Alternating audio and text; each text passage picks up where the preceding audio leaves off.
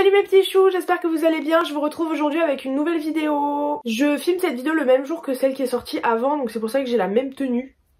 Voilà. Aujourd'hui du coup, vidéo de développement personnel sur les amitiés. J'ai trop envie d'aborder le sujet des amitiés saines et des amitiés du coup toxiques avec des amitiés malsaines. C'est un sujet qui me tient trop à cœur parce que j'ai vachement travaillé ce sujet entre guillemets l'année dernière parce que j'en avais vraiment besoin personnellement et du coup j'avais trop hâte de l'aborder sur ma chaîne. Alors quand on parle d'amitié, souvent ça paraît très simple quand on est jeune, c'est-à-dire primaire, collège, etc. De se faire des amis, ça paraît très simple, ça paraît très facile, on a l'impression qu'il faut juste parler à quelqu'un 5 minutes pour que ça devienne notre ami. Mais plus on grandit et plus ça devient compliqué parce qu'on change complètement de vision, on se méfie ou on se méfie pas mais... Enfin je le vois moi personnellement par exemple, je sais qu'il y a 2-3 ans j'avais beaucoup plus d'amis entre guillemets, j'avais beaucoup plus de personnes dans mon entourage. Déjà parce que je faisais pas la différence entre les potes et les amis et en plus parce que j'avais une capacité à considérer comme pote, comme ami beaucoup plus de personnes qu'à l'heure actuelle. Mais en fait, en faisant ce travail sur les amitiés, etc., surtout l'année dernière, je me suis rendu compte que la plupart de mes amitiés dans ma vie d'avant, c'était des amitiés toxiques, plus ou moins toxiques, mais la plupart elles étaient assez malsaines. Et en fait, en travaillant sur cette notion de l'amitié, etc., du coup sur les amitiés saines, les amitiés malsaines, etc., je me suis rendu compte qu'en fait, c'est beaucoup plus dur d'être un ami sain et d'être un bon ami que ce qu'on penserait, parce qu'en fait, c'est pas si facile que ça d'être... un bon ami pour quelqu'un. En fait, beaucoup de gens pensent que être un bon ami, c'est voir la personne tout le temps, parler à la personne tout le temps, savoir ce qu'elle fait en permanence. Il y a vraiment une idée de permanence, de se voir tout le temps, d'être tout le temps collé, d'être le H24, d'être le quotidien de l'autre personne. Et souvent, du coup, les gens pensent qu'en fait, leurs amis doivent les faire passer eux avant de se faire passer eux-mêmes. Et ça c'est pas normal et pourtant ça a été très normalisé et pour beaucoup de gens c'est vraiment ce qui arrive et c'est vraiment le genre d'amitié qu'ils ont. En faisant le travail en perdant mes anciens amis, j'ai fait un travail sur moi, je me suis dit... Je savais qu'il y avait des choses qui allaient pas et qui étaient trop malsaines dans ces amitiés là, mais je me suis dit il faut vraiment que je réfléchisse à pourquoi ces amitiés-là n'ont pas marché, pourquoi elles n'ont pas duré, pourquoi il y a eu des problèmes, pour que ça ne se reproduise pas à l'avenir. Tout d'abord, être un ami sain, être un bon ami, c'est savoir être là pour la personne. Alors quand je dis savoir être là, ça veut dire qu'il faut savoir être là dans les bons comme dans les mauvais. Un ami, c'est pas là que dans les bons moments, ou c'est pas là que dans les mauvais moments. On n'est pas ami avec quelqu'un juste quand on va mal, ou quand la personne va mal, et on n'est pas ami avec quelqu'un juste quand on va bien, ou quand la personne va bien. Il faut savoir doser, il faut savoir être là pour les amis, être là quand ils vont pas bien, quand ils ont besoin de nous, quand ils ont besoin d'une épaule pour pleurer, quand ils ont un souci, etc. Mais on n'est pas là que pour ça, donc on doit être là aussi dans les bons moments et la personne en face doit savoir qu'on est là pour les deux et nous on doit savoir qu'on est là pour les deux. Alors quand je dis qu'il faut être là quand une personne a des soucis, etc. Si quelqu'un a un problème et qu'il vient t'en parler, il faut savoir gérer le fait que la personne en face n'aille pas bien. C'est-à-dire que quand quelqu'un vous raconte ses problèmes, il faut savoir avoir le recul nécessaire pour se rendre compte que son problème n'est pas mon problème. Ça veut dire que son problème,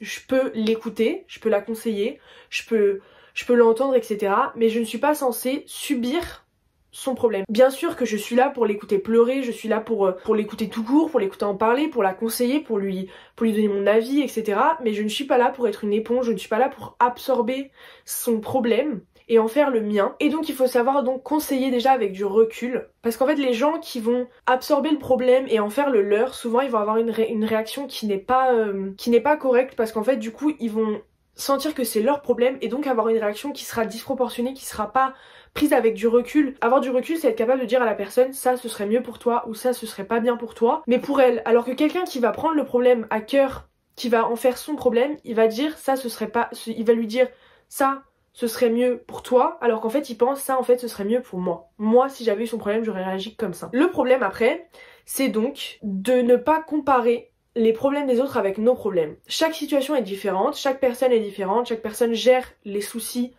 de façon différente et la façon dont nous on gérerait un problème ou la façon dont nous on a géré un problème ne sera jamais la même façon dont la personne en face va gérer le sien. Quand on conseille quelqu'un, il ne faut pas attendre que la personne en face applique nos conseils. On lui donne nos conseils, on lui donne notre avis, mais la personne en fait ce qu'elle veut. C'est à elle de choisir si oui ou non nos conseils, elle veut les tenir ou pas.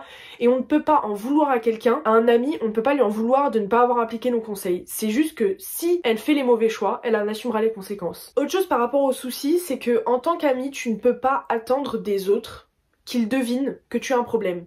Comme tes amis ne peuvent pas attendre de toi que tu devines qu'ils ont un problème. On n'est pas devin, tu n'es pas devin pour tes amis. C'est-à-dire que si quelqu'un ne va pas bien et qu'il a besoin d'en parler, et que ça lui pèse au point que derrière elle te reproche de ne pas lui avoir demandé s'il allait bien, de ne pas avoir cherché à savoir, etc. Si tu as quelque chose sur le cœur, si tu as envie de dire quoi que ce soit, dis-le, mais tu ne peux pas attendre des gens qu'ils devinent ce que tu ne dis pas. Les gens, ils ne sont pas dans ta tête, ils ne sont pas à ta place, ils ne savent pas ce que tu ressens. Eux, ils ont leur propre vie à gérer, leurs propres problèmes à gérer, leur famille, leurs amis, leurs cours, leur travail, quoi que ce soit. Donc il faut dire ce que tu ressens. Un ami, il est capable d'entendre n'importe quoi. Si tu ne vas pas bien, n'aie pas peur de le dire. Si les gens vont mal et qu'ils ne te le disent pas, il ne peut pas reprocher que tu ne l'aies pas remarqué. Parce que t'as vraiment 1000 autres choses à faire, t'as une vie entière à mener et tu n'es pas là, sur terre, pour savoir que la personne en face ne va pas bien. Un autre point qui est très très important, surtout pour moi parce que c'est un point sur lequel j'ai eu énormément de travail à faire parce que vraiment j'avais un problème avec ça, c'est qu'être un vrai ami, c'est savoir être honnête avec nos proches. J'avais tellement peur de blesser les gens, j'avais tellement envie d'être gentille, j'avais tellement peur de faire de la peine, etc. que je préférais être malhonnête et ne pas dire tout ce qui pouvait vexer, tout ce qui pouvait être mal interprété, etc. Je le gardais pour moi et donc ça m'a causé des torts, mais vraiment des torts quoi. En tant qu'ami, il faut être capable de dire à la personne qu'on a en face de nous quand elle dépasse les bornes, quand elle dépasse les limites, quand elle nous vexe, quand elle nous blesse, quand elle fait quelque chose qui va lui accorder des problèmes. En fait, il faut être vraiment capable de dire tout ce qu'on pense à la personne. Faut vraiment enregistrer l'idée que être ami, ça veut pas dire être les mêmes. On peut ne pas être d'accord, surtout quand on est amis. On peut avoir des différends, on peut avoir des désaccords, on peut ne pas avoir les mêmes goûts, etc. Et c'est pas grave. Et c'est normal dans une amitié, c'est normal dans une relation humaine en fait. Et c'est très important de comprendre ça et de ne pas avoir peur de dire ce qu'on pense et d'être vraiment honnête avec la personne qu'on a en face de nous. Un autre point, c'est que dans les amitiés, il faut savoir comprendre que la personne en face de nous, elle est libre. La personne en face de nous, elle ne nous appartient pas. Et donc il faut vraiment enregistrer l'information qu'en fait, chaque personne a une vie, chaque personne a une famille, a des amis, a parfois un partenaire, une partenaire, des enfants, un travail, l'école, etc. Enfin, tout le monde a quelque chose à faire, tout le monde a une vie à mener et on n'est pas sur Terre pour être l'ami de quelqu'un. On est sur Terre pour mener notre vie et dans notre vie, on doit nouer des amitiés avec des gens, etc. Ça sonne très faux parce qu'à l'heure actuelle, avec le téléphone, etc., les gens pensent qu'on est censé être disponible pour tout le monde, tout le temps.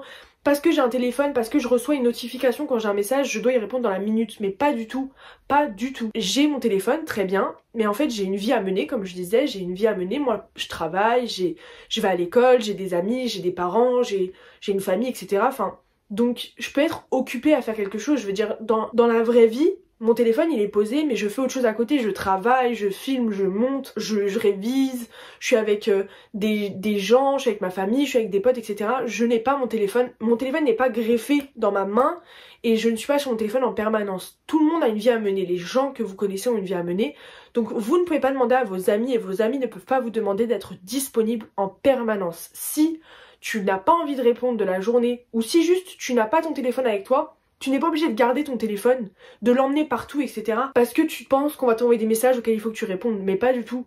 T'es pas là pour répondre au téléphone, tu es là pour mener ta vie, t'es là pour avoir des interactions avec des personnes dans la vraie vie, t'es là pour réaliser ton travail, réaliser tes objectifs, pour faire ce que t'as à faire, et tu réponds au téléphone quand t'as le temps de répondre au téléphone, tu réponds à tes messages, à tes appels, etc. quand tu as le temps. C'est pas parce que quelqu'un t'appelle qu'il faut que tu répondes tout de suite. Si quelqu'un t'appelle mais que t'es occupé, tu peux dire je te rappellerai plus tard. Et c'est pas parce qu'on se voit pas tous les jours, qu'on s'appelle pas tous les jours, qu'on s'envoie pas des messages tous les jours, qu'on est moins des amis et des moins bons amis. Autre chose qui va dans la liberté, c'est le fait de ne pas vouloir que nos amis aient d'autres amis. Les gens ne sont pas sur Terre pour être vos amis, encore une fois, et tu n'es pas sur Terre pour être ami avec une personne. Donc si tu as envie d'avoir 100 amis, tu as 100 amis, et c'est pas parce qu'une personne ne veut pas que tu aies 99 autres amis que tu ne peux pas les avoir. Tu es là pour avoir des interactions. L'humain est fait pour avoir des interactions avec les autres. Donc, quelqu'un ne peut pas t'imposer de n'avoir aucun ami.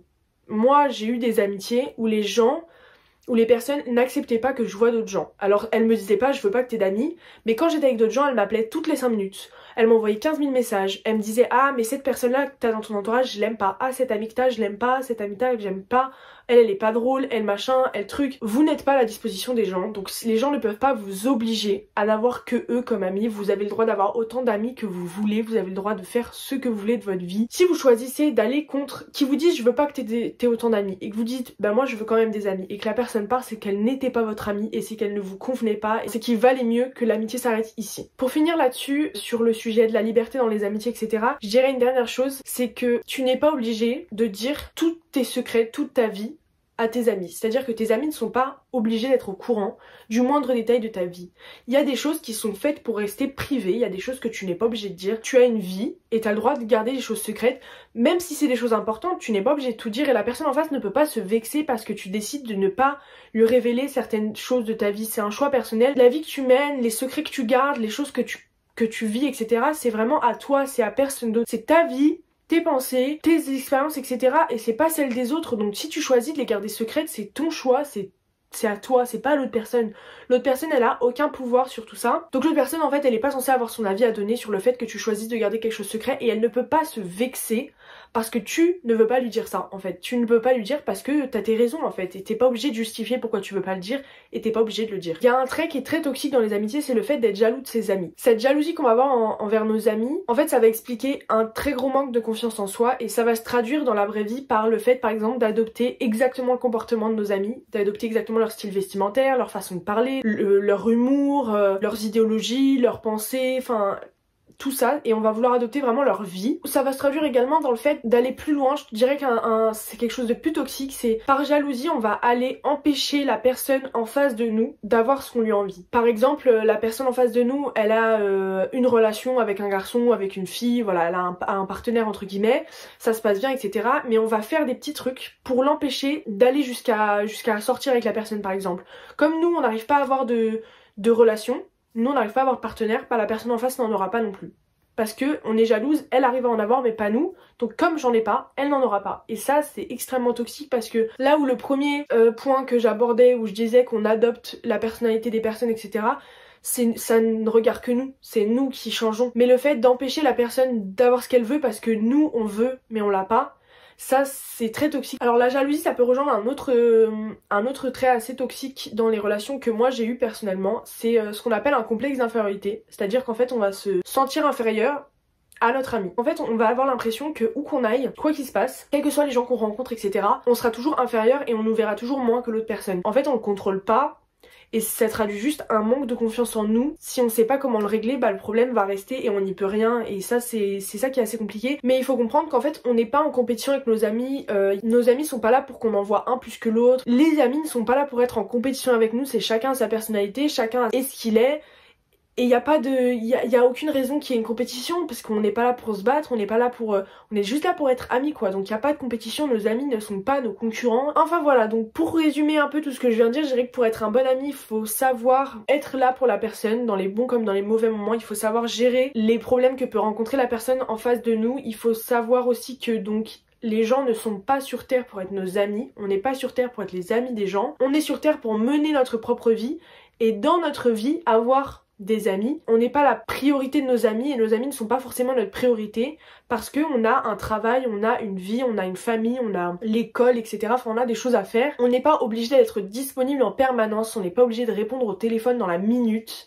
On peut prendre du temps, on peut être occupé à autre chose et c'est pas parce qu'on se voit moins, qu'on ne se voit pas, qu'on se voit rarement, qu'on s'appelle tous les jours ou pas tous les jours, qu'on est moins des amis ou des moins bons amis. Et donc il faut aussi savoir être honnête, très important, à ne pas être jaloux. On n'est pas en concurrence avec notre entourage, on n'est pas là pour être jaloux des personnes qui nous entourent, on est là vraiment pour être là les uns pour les autres, se soutenir dans ce qu'on entreprend, etc. Il faut vraiment comprendre que nous ne sommes pas les objets des autres et les autres ne sont pas nos objets. Les gens sont un plus dans notre vie, on est un plus dans la vie des gens, mais on n'est pas la vie des gens en elle-même. Donc c'est normal que les gens ne soient pas disponibles en permanence, c'est normal qu'on ne soit pas disponible en permanence, c'est très important de se rappeler. Il faut se rappeler aussi que nos amis sont là pour vivre leurs propres expériences et que on ne peut pas les obliger à faire telle chose, à avoir tant d'amis ou à ne pas avoir tant d'amis, à prendre une décision, à respecter mes conseils, etc. Les gens font leurs expériences, ils choisissent ce qu'ils veulent faire de leur vie, ils font leurs propres choix et ils en assumeront les conséquences. Donc si je dis A et qu'il fait B, il assumera les conséquences de B, mais c'est pas grave et on peut pas en vouloir à nos amis de ne pas suivre nos conseils à la lettre. Les gens ne sont pas sur terre pour nous obéir et pour être nos objets, ils sont sur terre pour vivre leur vie et leurs expériences et en assumer Les conséquences. Être un bon ami, c'est juste savoir aimer la personne sincèrement, l'accepter comme elle est, l'aimer comme elle est, la laisser faire des erreurs et c'est être capable aussi d'entendre non, d'entendre je veux pas faire ça, on se voit pas aujourd'hui et c'est pas grave. Tu n'es pas sur terre pour vivre la vie de l'autre avec l'autre personne, tu n'es pas sur terre pour être l'ami de quelqu'un, tu es sur terre pour vivre ta vie et l'autre est sur terre pour vivre sa vie. Enfin voilà, la vidéo est terminée, j'espère que c'est clair, je pense qu'il y a des choses qui sont un peu voilà quoi, parce que la vidéo il y a beaucoup de choses à dire et encore j'ai raccourci pas mal de trucs parce qu'elle aurait été vraiment interminable, mais vraiment ce sujet me tient hyper à cœur parce que j'ai beaucoup bossé sur ça, sur moi-même par rapport à ça l'an dernier. J'espère que la vidéo vous plaira, j'espère qu'elle sera à peu près claire. N'hésitez pas à me dire ce que vous en pensez dans les commentaires, à me laisser des j'aime si vous avez aimé la vidéo, à vous abonner, à me suivre sur Instagram. Je vous retrouve très bientôt avec une nouvelle vidéo et je vous fais des gros bisous.